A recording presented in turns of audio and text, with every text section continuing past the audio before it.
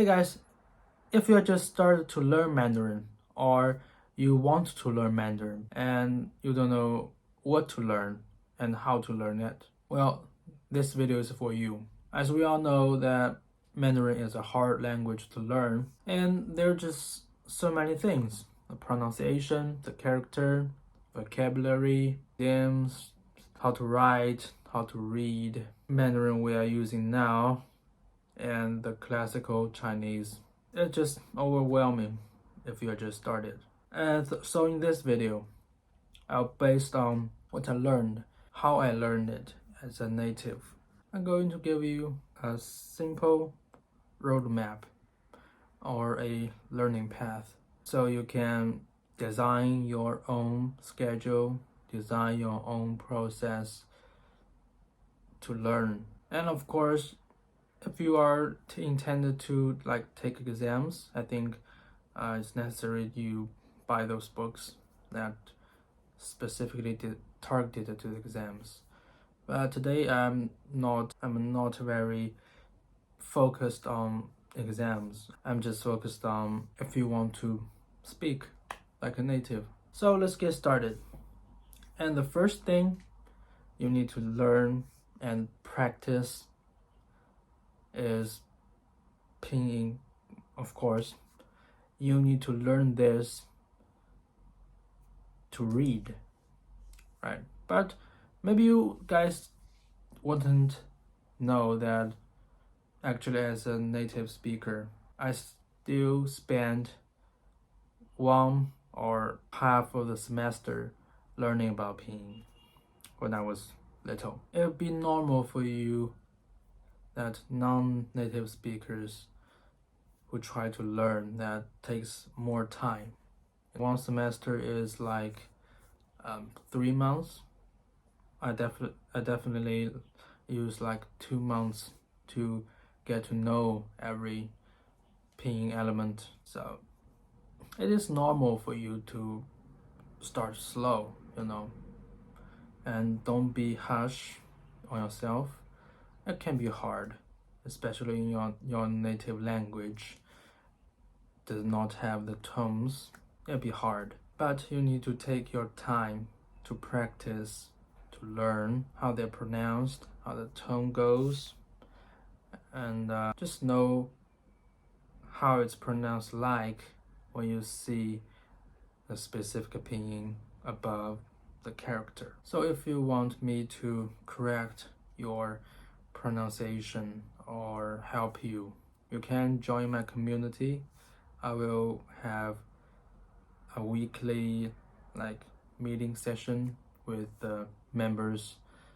You can ask me questions directly and or just practice your speaking skills with me. So let's get back to the pinyin. You may wouldn't think of this again, that I would spend the first 3 years maybe to the 3rd grade, all my books, textbooks, and those storybooks are all marked with pinyin above every character. So I think that's what you need to prepare. Give yourself some books that have the character and the pinyin together, or maybe even some translated texts, so you can get familiar to the characters and the pinyin. Okay, and you can spell everyone out and just get used to the feeling that's reading a character. I spent 3 years doing that thing, reading all those books with the pinyin labeled. So it would be really, really normal for you guys. You can't read something not marked with pinyin with a short year or a few months. Just don't be hasty. You can read them eventually, but you need to have a solid foundation, how to pronounce them, how they look like, how they are pronounced, and how they look like.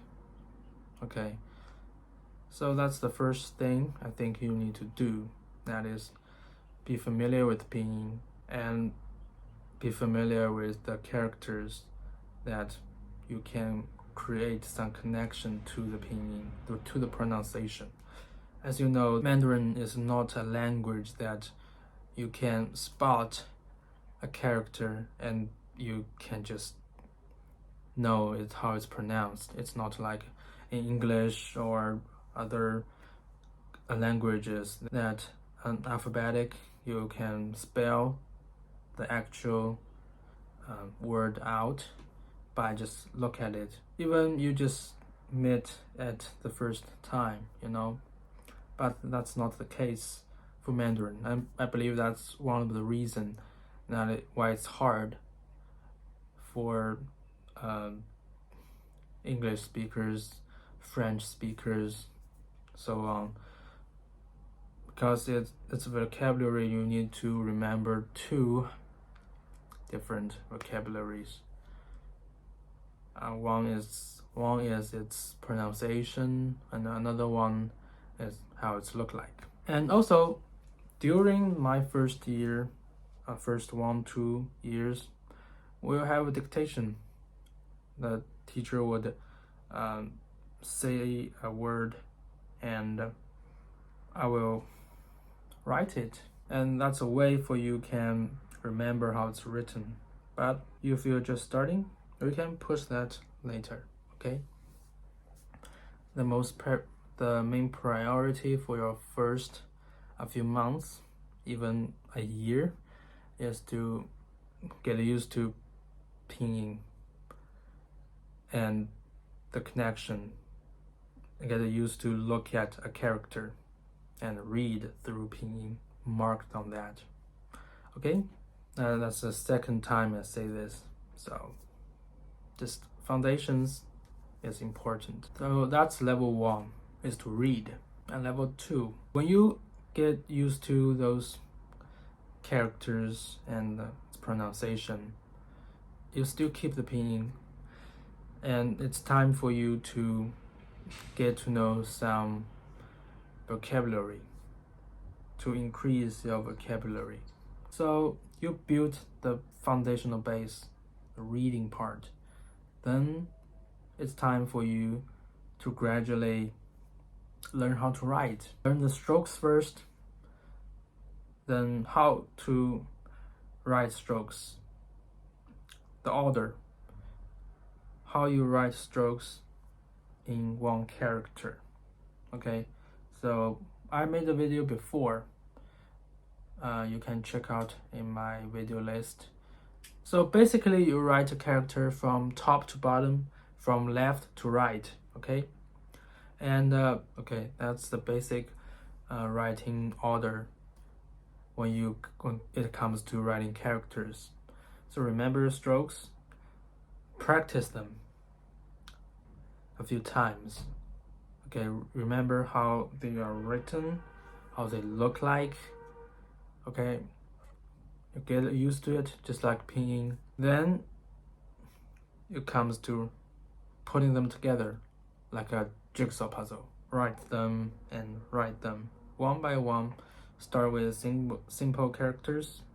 You practice it with your writing along with you increase your vocabulary. Increase when you learn new characters, learn new words, learn new terms, okay, together.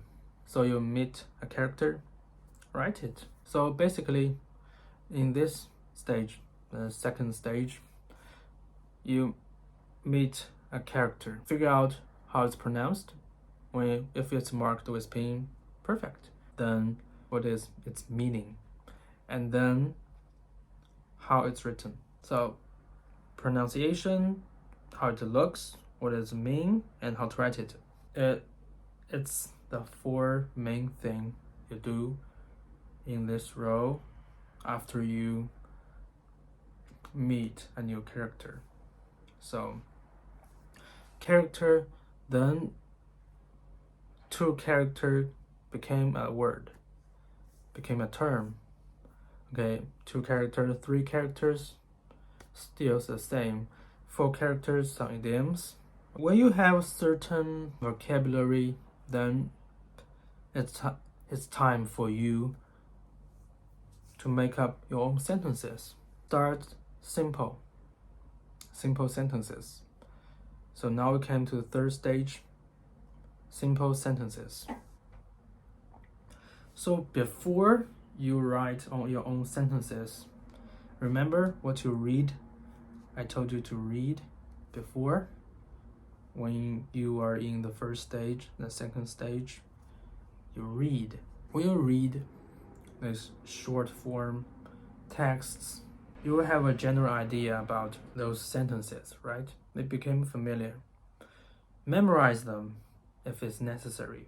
When I was learning, we were asked to memorize a lot of the texts. It's a bit old school and a bit not fun, but sometimes it do works, memorize one text that you really like, memorize it, then try to write it, try to imitate, write it. We know characters, terms, and we also have some knowledge about how a sentence is structured. Maybe you don't know about the structure stuff, but the sentence looks like that in your head. There's some sentences prepared, right? Then you now have sentences. Basically, you learn sentences or you write sentences in this type of order. Simple actions like I drink water, I brush my teeth.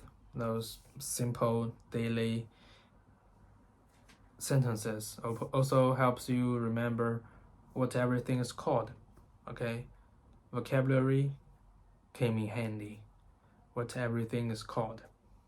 Okay, so in this period you get used to subject, object, verb, these type of things, and then you go further. After you manage these type of sentences, you go further. Analogy, and now there's more things you can describe. Then there's adjectives, right? Then you know more about adjectives and some simple grammar. So when you reach to this stage, you can write simple sentences. You know a certain amount of characters, of terms, of words. And now you have a choice. Either you just learn this type of stuff we use now, or you can enrich your own vocabulary, your own feeling to the language by learning some simple classical Chinese, like poems, simple poems, or some short texts that is supposed to be famous or written so well. You can start learning after you manage to master the third stage. You can turn to that. And the meanwhile, you're still learning new stuffs through reading, right? Or through watching some content that is Mandarin based. So you build up more and more of your vocabulary, more and more the grammar, and more of other stuff, cultural stuff. The reason why you can choose to learn some classical Chinese is that we still use that type of stuff when we are communicating in daily communications.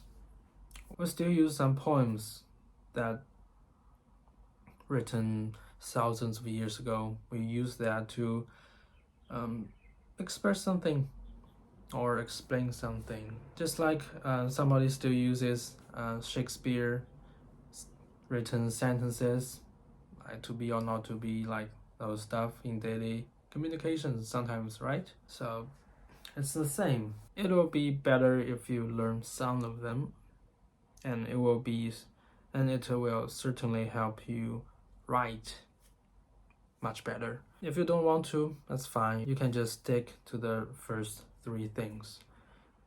Reading, character, sentences, terms, words. So basically, it will become something like learn a character and learn some terms, some words, and learn some idioms, and then you try to use them in a sentence or write a text, write a story, and so on.